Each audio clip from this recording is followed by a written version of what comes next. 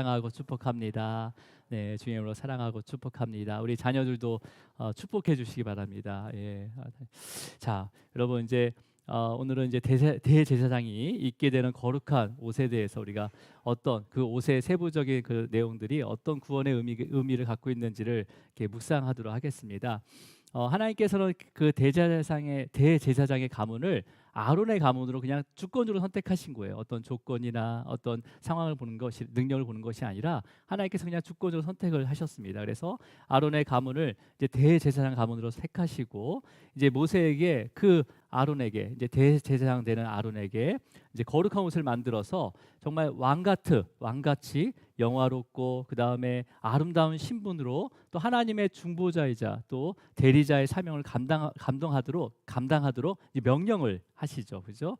그래서 이제 대제사장의 옷의 가장 큰 특징은 거룩성이에요, 그죠? 근데 그 거룩성에는 뭐가 포함되어 있냐면 말씀에 대한 100% 순종이 포함이 되어 있는 거죠. 예. 말씀에 대한 100% 순종이 없으면 이 거룩함은 거룩함이 아닌 거예요. 자, 그래서 여러분 우리가 아주 완벽하게 건축된 성막 안에서 제사장이 거룩한 옷을 입고 제사를 드리더라도 그 제사장들이 하나님의 말씀에 100% 순종하지 않으면 아론의 아들 나답과 아비후처럼 죽음을 당하게 됩니다. 그죠? 그래서 저와 여러분은 먼저 어떤 옷을 입어야 됩니까? 말씀의 순종의 옷을 입어야 되는 거예요. 예. 여러분 말씀의 순종의 옷을 입으시길 바랍니다.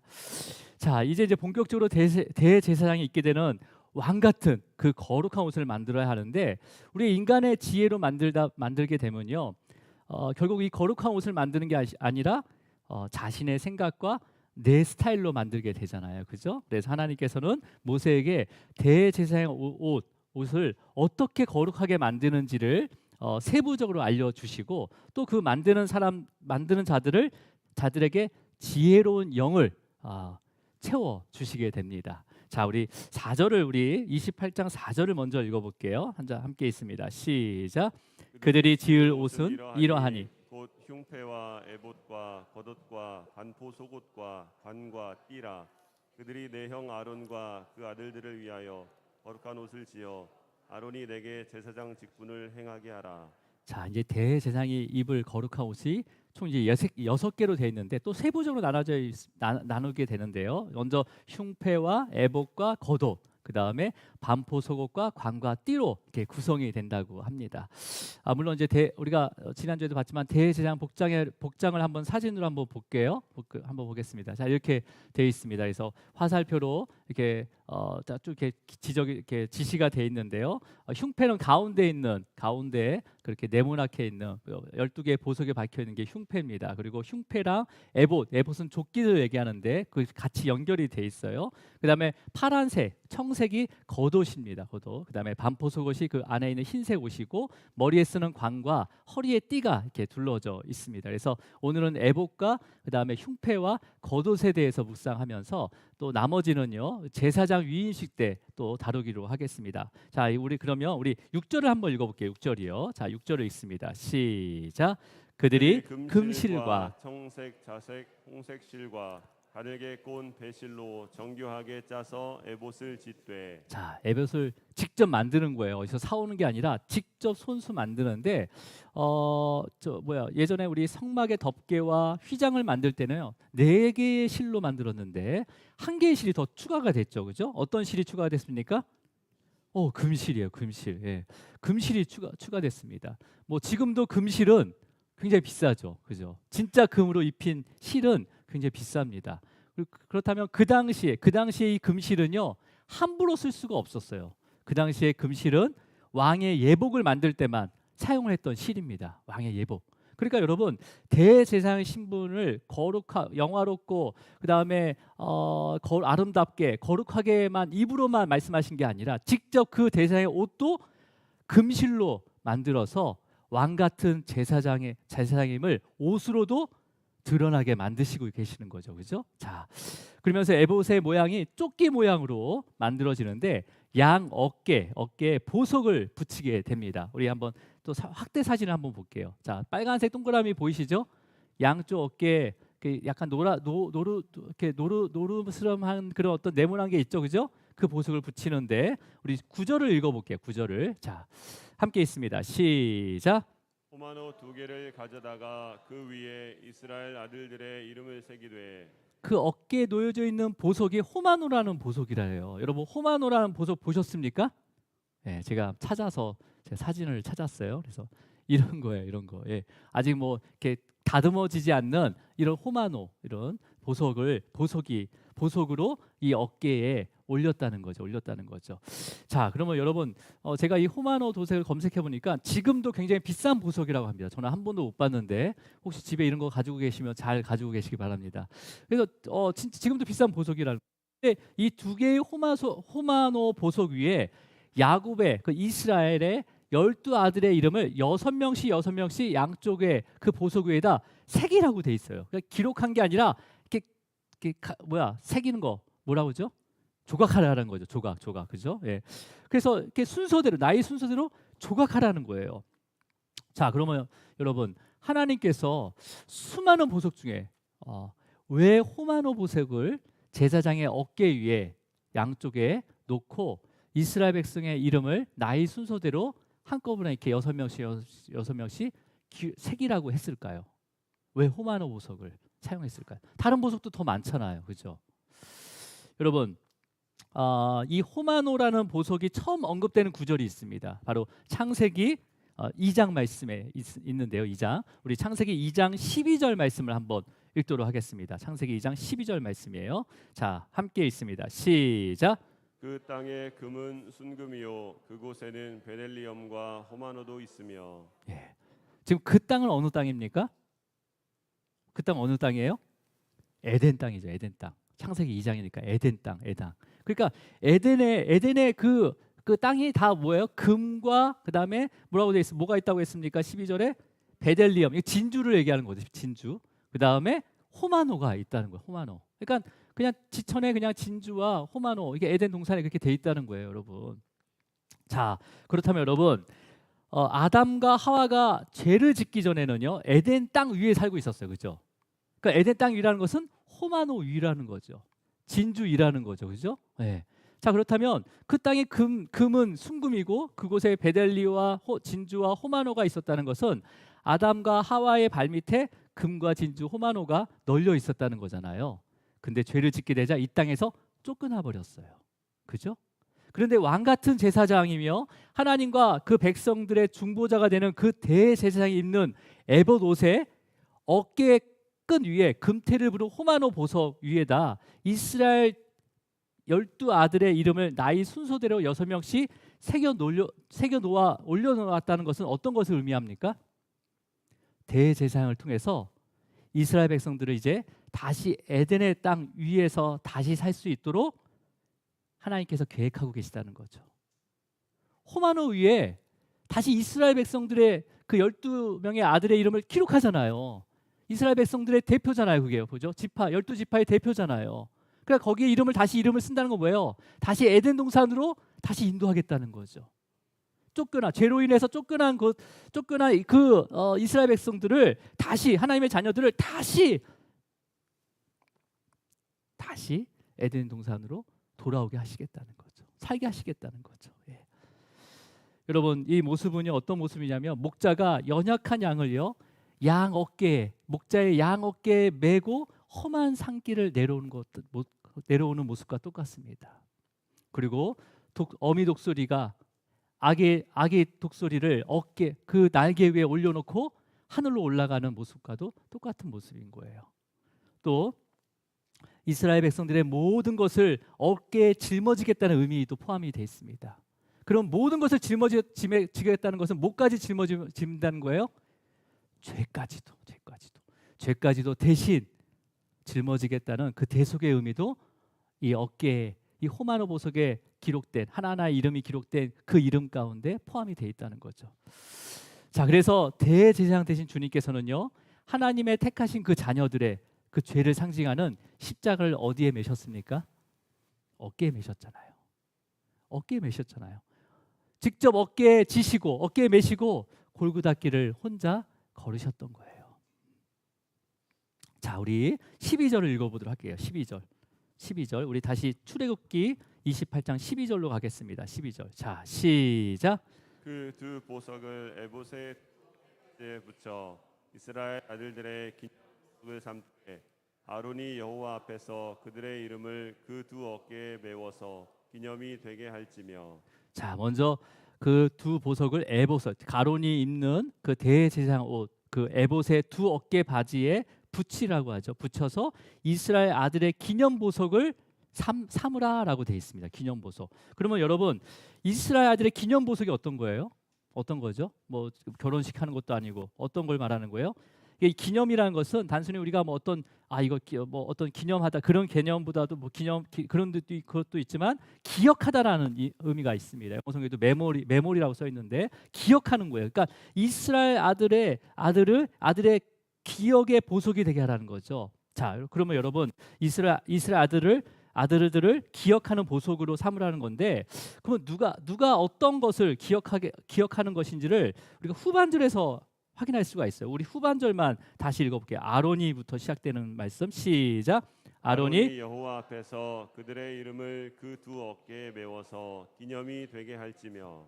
그러니까 아론이 하나님 앞에서, 그러니까 하나님 앞에 가려면 반드시 이제 거룩한 에봇을 입어야 되는 거잖아요, 그죠? 입어야 되는 거예요. 그러니까 대제사장 그 아론의 입장에서는요, 아론의 에봇을 입고 하나님 앞에 설 때 아론 혼자가 아니라는 거예요. 이스라엘의 아들을 기념하는 보석으로 삼으라고 했잖아요. 그러니까 아론이 하나님 앞에 갈 때 에봇을 입고 하나님 앞에 서지만은 그 이스라엘의 아들의 기념 보석, 기억하는 보석을 삼으라고 했기 때문에 혼자 서 있는 게 아니라 누가 서 있는 거예요? 아론은 누구와 함께 서 있는 거예요? 이스라엘 백성들과, 그러니까 모든 이스라엘 백성들을 대표해서 하나님 앞에 서 있는 것으로 기억하라는 거죠. 아론에게도. 그러니까 아론이 혼자 대제사장이지만 자기가 뭐 혼자 이렇게 하나님 앞에 가는 게 아니라 이 어깨에 호마노 기록된 그 이스라엘 백성들을 기억하면서 내 혼자 서는 게 아니라 내가 이스라엘 모든 백성들을 대표해서 함께 서 있다라고 기억하라는 거죠. 이해하셨습니까? 이해하셨어요? 자, 그렇다면 여러분, 그러면 이스라엘 백성 입장에서는 어떻게 생각하겠어요? 에봇 옷을 입고 아론 대제사장 아론이 하나님 앞에 서 있는 것을 보고 뭘 기억하겠어요? 바로 자신들이 하나님 앞에 서 있는 것 같다는 것을 기억하라는 거죠. 그러니까 대제사장의 그 모습이 바로 우리의 모습이라는 거예요. 우리가 하나님 앞으로 간다는 거죠. 그것을 기억하라는 거예요. 상징성을 얘기하는 거죠. 그래서 주님께서 혼자서 십자가에 오르셨지만 내가 주님과 함께 그 십자가 위에 있었다는 것을 믿는 자는 바로 주님의 죽음이 누구의 죽음이 되는 거예요? 나의 죽음이 되는 거죠. 주님의 부활이 누구의 부활이 되는 거예요? 나의 부활이 되는 거예요. 그래서 대제사장 옷에 있는 그 호마노 위에 기록된 그 이스라엘 백성들의 그 기념 보석을 삼아라 하는 의미가 바로 거기에 있는 거예요. 주님이 십자가에 지고 가실 때 나의 죄를, 내가 그 죄를 지고 가야 되는데 주님께서 지고 가신 거다. 주님이 십자가에 죽으실 때 바로 내가 죽었어야 되는데 주님이 죽으신 거다. 주님이 부활하실 때 주님과 함께는 우리도 함께 부활했다라는 것을 나타내는 거죠. 자, 그러면서 여러분, 에봇과 연결된 것 중에 흉패가 있어요. 흉패가 양 네 모서리에 고리로 연결된, 에봇 가슴 쪽에 고리로 연결이 돼 있는 흉패가 있는데, 먼저 흉패의 크기가 어느 정도인지를 16절을 한번 읽어보도록 하겠습니다. 16절 시작. 길이와 너비가 한 뼘씩 두 겹으로 네모 반듯하게 하고. 자, 흉패의 크기, 에봇 가슴에 세워두는 그 흉패 길이, 우리 흉패 사진 한번 다시 볼게요. 한번 볼게요. 자, 우리가 한 뼘, 성인의 한 뼘의 길이로 똑같이 너비와 길이가 똑같이 한 뼘이라는 거예요. 그러면 사각형이 어떤 사각형이 되는 겁니까? 예, 정사각형. 예. 직사각형은 양변의 길이가 같은 게 직사각형이더라고요. 제가 요즘에 4학년 수학을 잠깐 보면서 정사각형으로 만들어진 이 흉패라는 거죠. 흉패. 자, 그런데 여러분, 손바닥 한 뼘의 사이즈인 정사각형이에요. 근데 이 흉패도 5가지의 실로 짭니다. 금실이 포함된 5가지 실로 흉패를 짜고요. 각기 다른 12개의 보석을 4줄로, 하나, 둘, 셋, 4줄로 나열해서 그 보석마다 테두리를 금태로 또 두른 다음에 양 네 군데의 고리를 만들어서 이제 가슴 위치에 에봇의 가슴 위치에 딱 떨어지지 않게 고정을 하라고 말씀하십니다. 자, 그다음에 우리 21절을 한번 읽어볼게요. 21절입니다. 시작. 이 보석들은 이스라엘 아들들의 이름대로 12이라. 보석마다 12지파에 한 이름씩 도장을 새기는 법으로 새기고.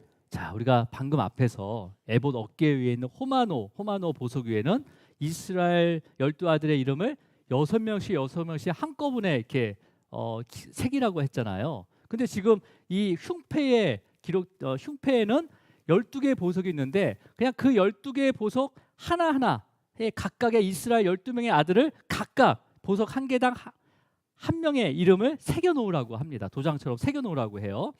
자, 그렇다면 우리가 먼저 호마노 보석 위에 새겨진 이스라엘 12아들의 그 이름은 어떤 거라고 했습니까? 에덴에서 죄로 인해서 에덴에서 쫓겨난 그 하나님의 자녀들을 또 죄를 해결하시고 그다음에 다시 에덴으로 돌아오겠다는 의미와 함께 또 장차 대제사장이 되신 예수님께서 하나님이 택하신 그 자녀들의 죄를 어깨에 직접 지시고 십자가에 오르실 것이라는 그런 상징성의 의미를 가지고 있다고 말씀을 드렸잖아요. 자, 그렇다면 흉패에 사용된 그 12개의 보석 위에 각각 새겨진 이스라엘의 12아들의 이름은 무엇을 의미하는 걸까요? 어떤 것을 의미하는 걸까요?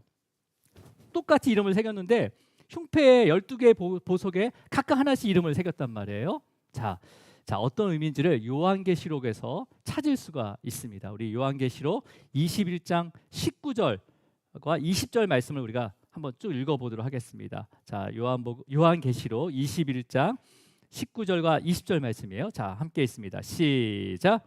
그 성의 성곽의 기초석은 각색 보석으로 꾸몄는데 첫째 기초석은 벽옥이요, 둘째는 남보석이요, 셋째는 옥수요, 넷째는 녹보석이요, 다섯째는 홍마노요, 여섯째는 홍보석이요, 일곱째는 황옥이요, 여덟째는 녹옥이요, 아홉째는 담황옥이요, 열째는 비취옥이요, 열한째는 청옥이요, 열두째는 자수정이라.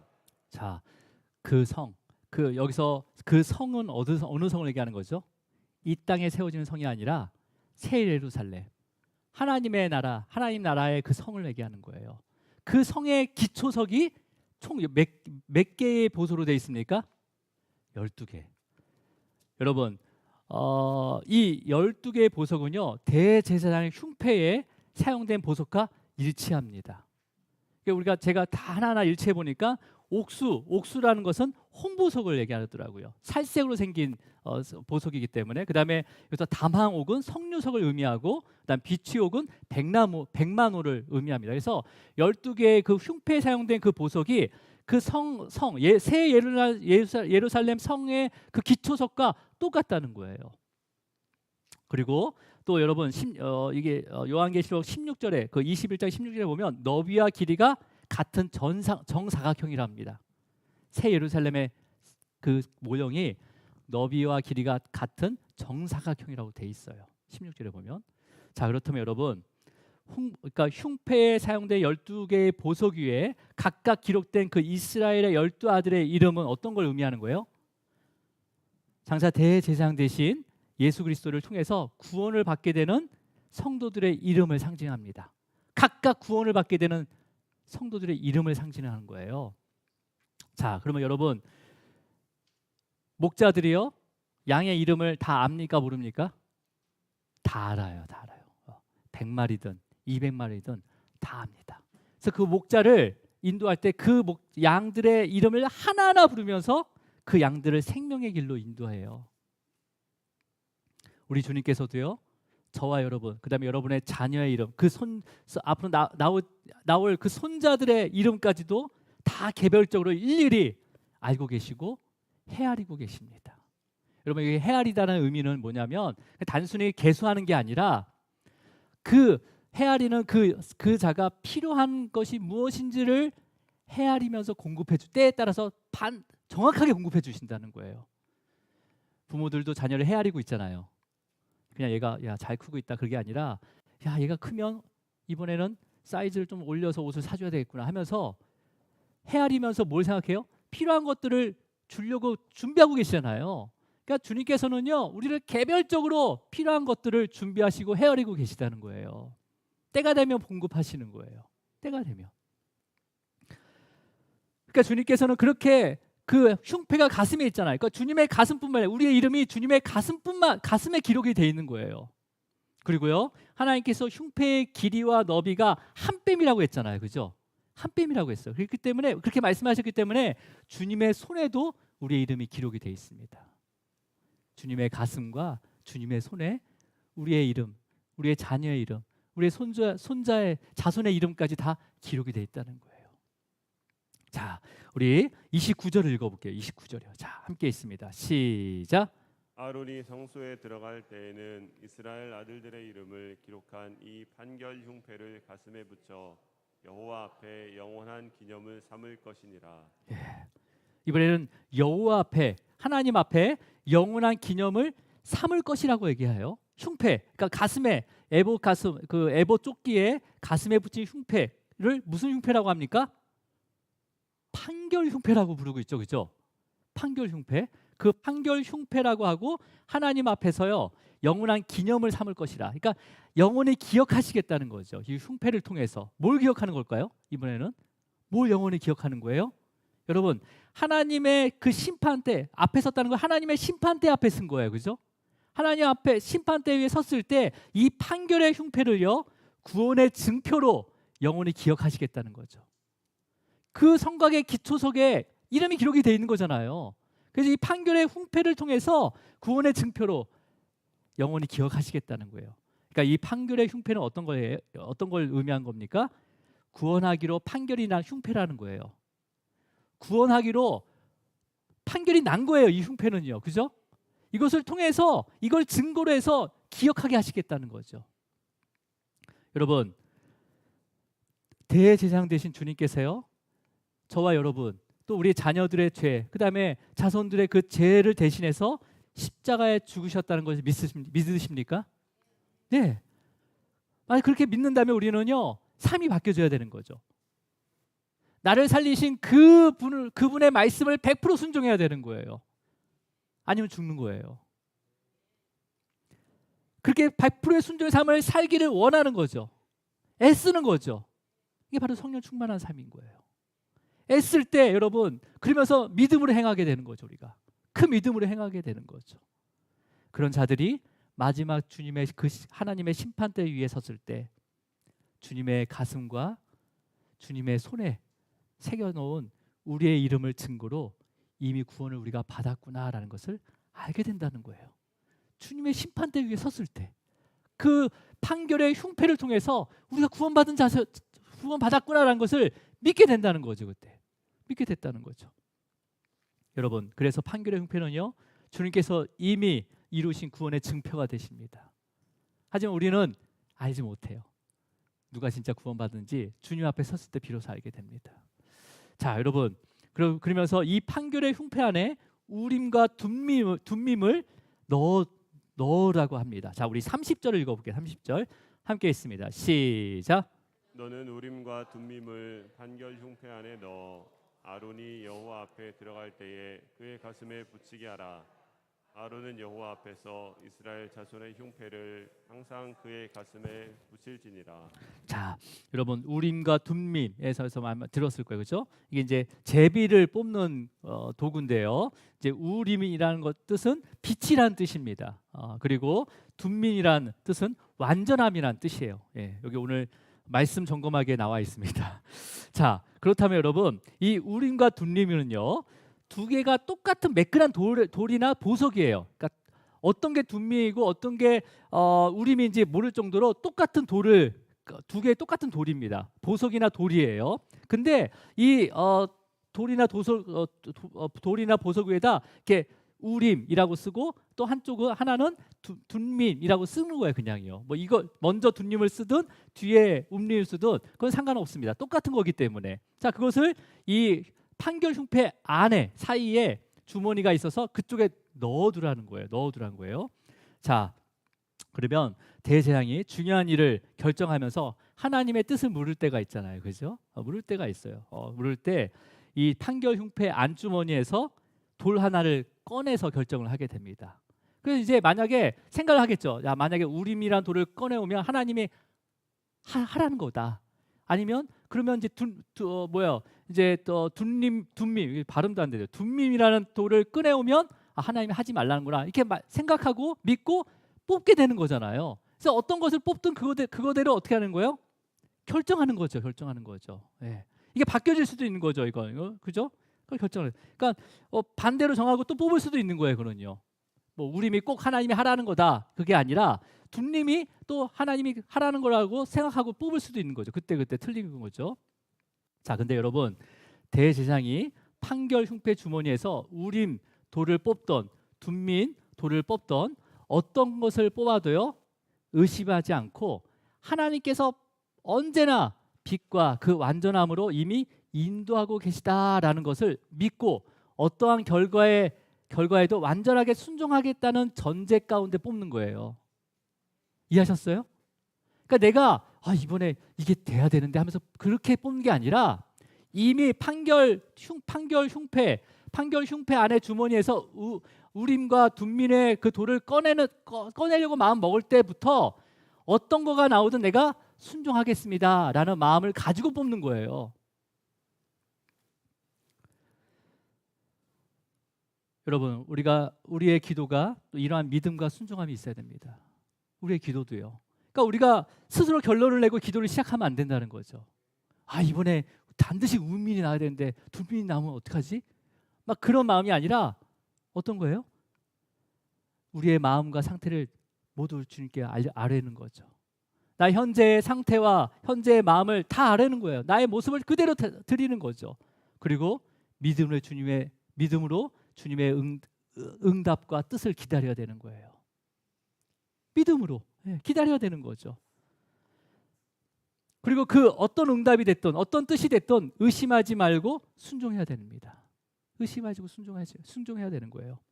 여러분, 주님이 정하신 때 정확하게 우리가 가야 될 길을 비춰주십니다. 그리고요, 우리의 지식과 지혜로 예측할 수 없는 방법으로요 완전하게 응답하세요. 여러분 우리 성도분 중에서도 경험하신 분 있잖아요. 내가 생각한 대로 그 뜻이 이루어진 게 아니라 정말 내 지식과 내 지혜로 예측할 수 없는 방법으로 하나님께서 이루어가고 있다는 거예요. 이루어가고 있다는 거예요. 여러분, 아무리 내가 기도의 제목을 적어놓고요, 이거 이루어주세요 하는데요, 하나님께서는요 내가 알고 있는 방법으로 이루지 않는다는 거예요.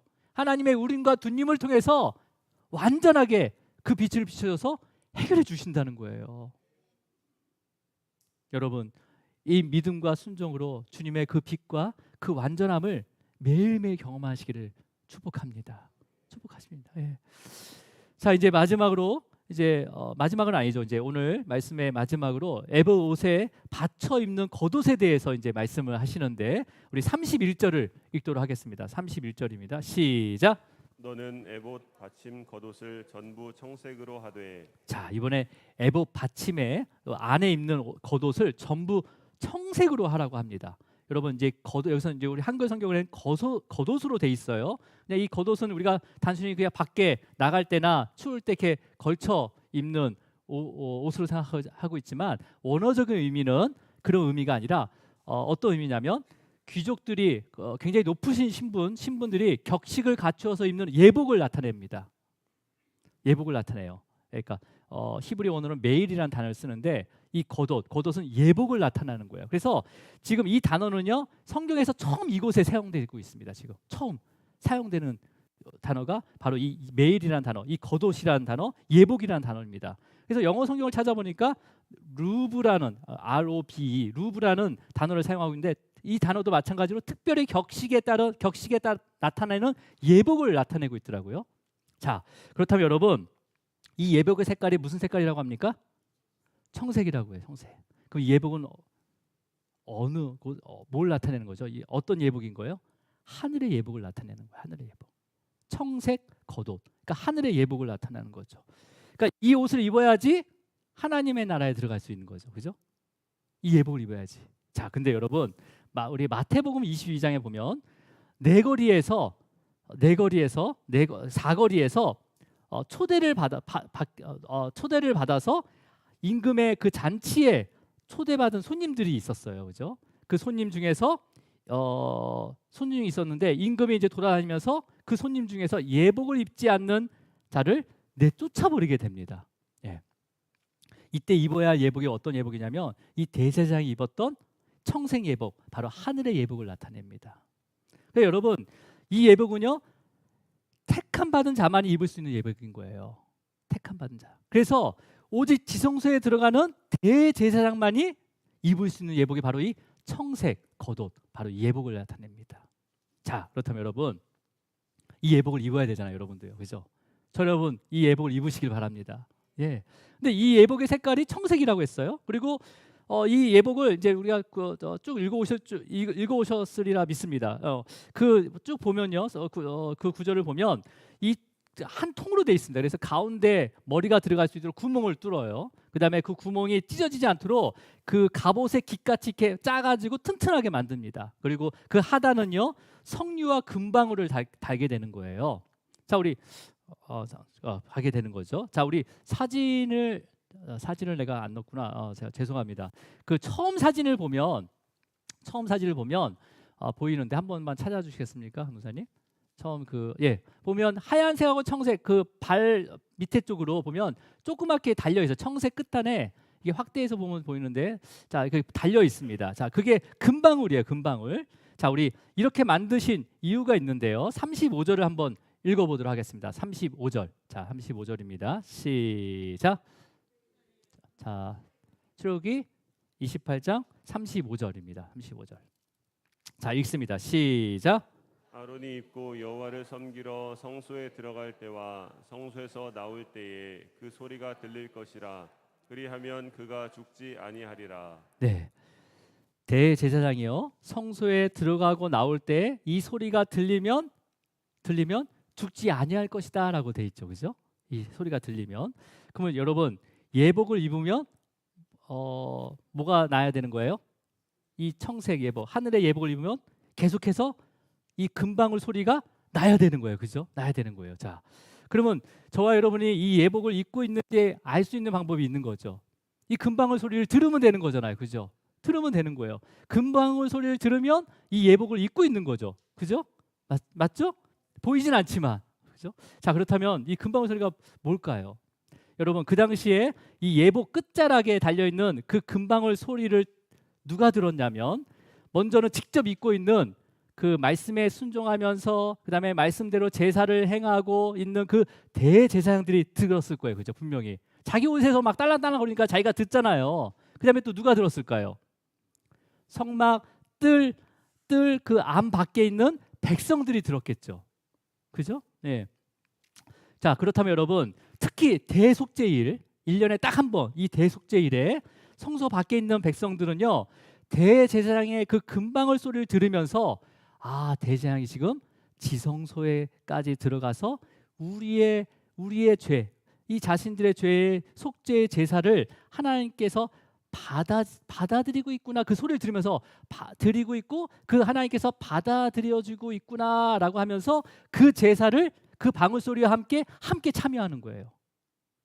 이해하셨습니까?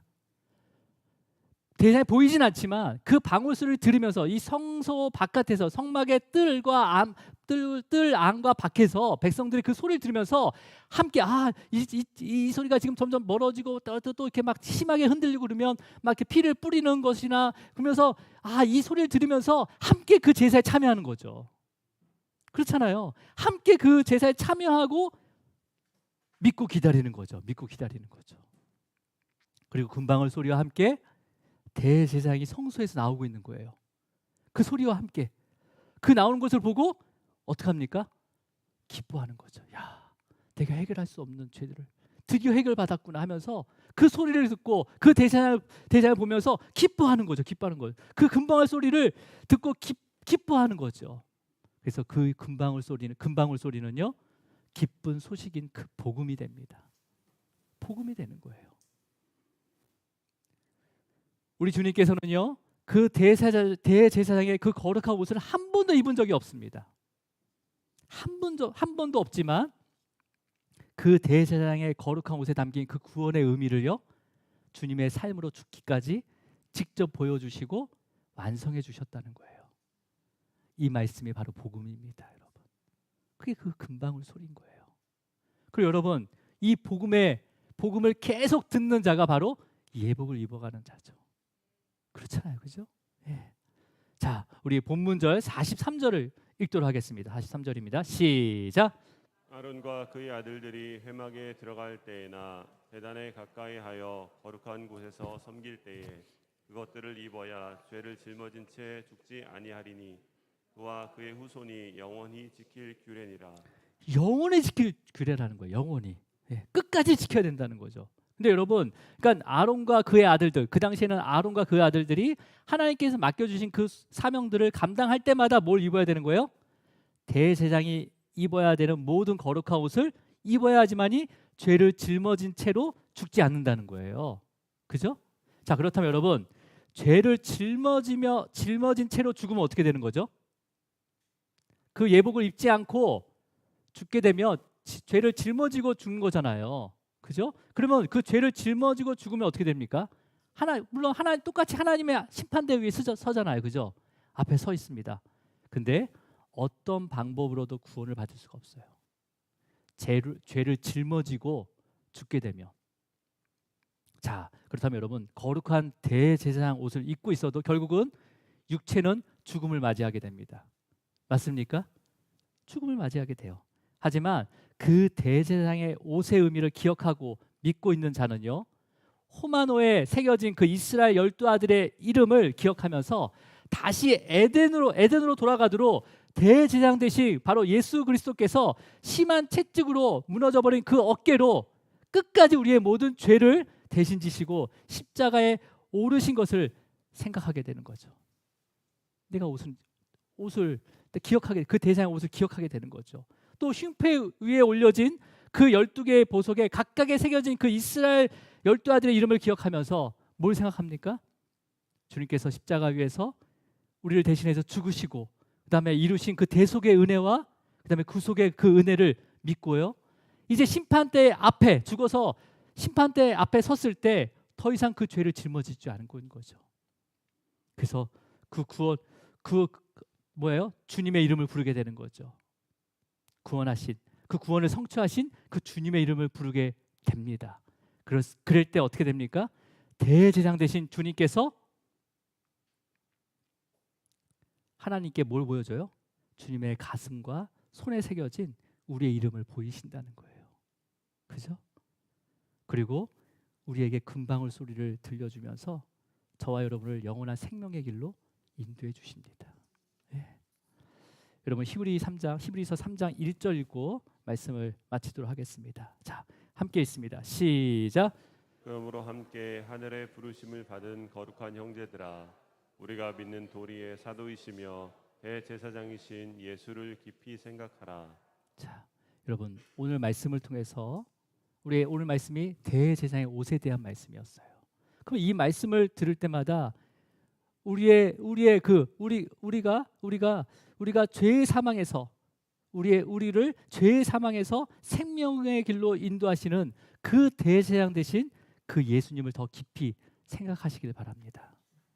예. 그 말씀을 통해서 누굴 생각해야 되는 거예요? 예수 그리스도를 생각하라는 거죠. 또 깊이 생각하라는 거죠. 그 깊이는 어떤 겁니까? 우리의 죄를 대신해서 그 구원을 성취하시고 그 심판台위에서 우리의 이름이 기록된 주님의 그 가슴과 손을 보이신다는 거예요. 깊이 생각하라는 거죠. 여러분, 그랬을 때 성령님께서 우리의 더럽고 교만하고 거짓된 영을 정결하게 하십니다. 네, 깨끗하게 만드시는 거예요. 그래서 의의 예복을 입혀 주시게 됩니다. 오늘도 이 의의 예복을 믿음으로 입으시기를 주님으로 축원합니다. 기도하시겠습니다. 하나님 아버지, 감사와 찬양과 영광을 받아 주시옵소서. 대제사장의 옷에 담겨 있는 그 구원의 은혜를 또 우리가 하나하나 깨닫게 하심을 감사합니다. 주님께서는 그 거룩한 대제사장의 옷을 한 번도 입지 않으셨지만 그 대제사장이 입고 행해야 할 모든 사명을 삶으로 또 이루셔서 우리의 영원한 대제사장이 되어 주심을 감사드립니다. 주님의 그 복음을 금방울 소리처럼 끊이지 않고 듣기를 소망합니다. 하나님의 심판대 앞에 섰을 때 우리의 구원을 이루신 그 주님의 이름을 부르며 그 약속하신 영원한 생명의 길로 인도해 줄 줄을 믿습니다. 그 믿음 우리에게 더하여 주시옵소서. 방황하는 수많은 영혼들 대제사장 옷에 담겨있는 그 구원의 은혜를 기억하게 하면서 다시 예수님을 깊이 생각하며 돌아올 수 있도록 인도하여 주시옵소서. 성령께서 모든 성도들과 그 자녀와 자손까지 그 마음과 생각